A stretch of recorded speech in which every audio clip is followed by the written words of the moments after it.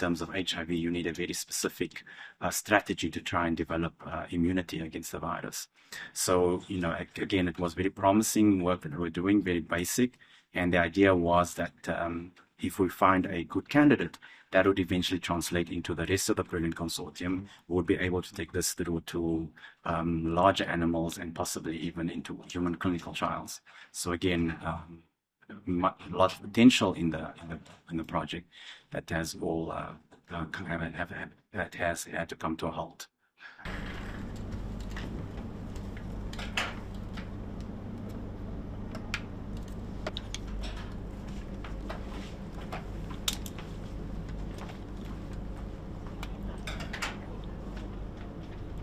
In South Africa, I would say the research community is still relatively small, and it's not always possible for everybody to secure that funding and to be able to do their work.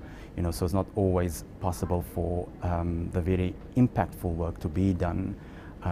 So it's also always a concern, and at the moment we are also trying to source funding to be able to continue this work, but again, we do not know whether we will be successful, and that has impact on the research, it has impact on the individuals carrying out the research.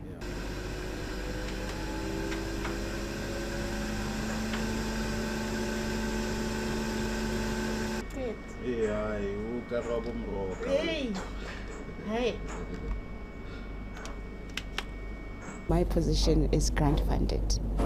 So if there are grants, if the fund is available, the grant is there, then they're able to pay for my salary.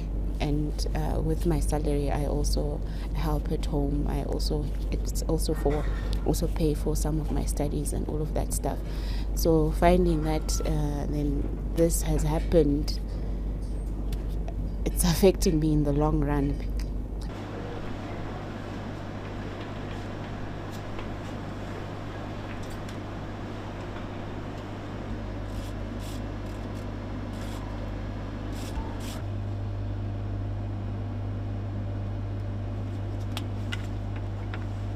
So our total grant was $46 million, which is about just under R1 billion. And that was divided equally, you know, in a period of 6 years. So it was a substantial amount in our first year. You know, we had $7 million, and this was going to be increasing because we were going to make vaccines and do clinical trials. So this is a big gap in our funding. Imagine losing almost R1 billion in 1 month and having to cut back everything and having to scale back all our plans to develop vaccines in the next 2 or 3 years.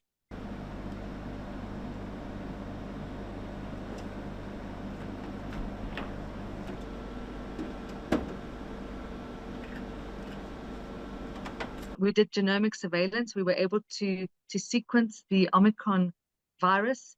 The Omicron virus was used for the second-generation COVID vaccine. We were able to tell the world what the emerging variants were doing in terms of neutralization because of the infrastructure, because of the immunology and virology expertise we built in this country. We were able to respond and run vaccine trials that led to registration. And so this investment is critical to South Africa, and its removal is catastrophic.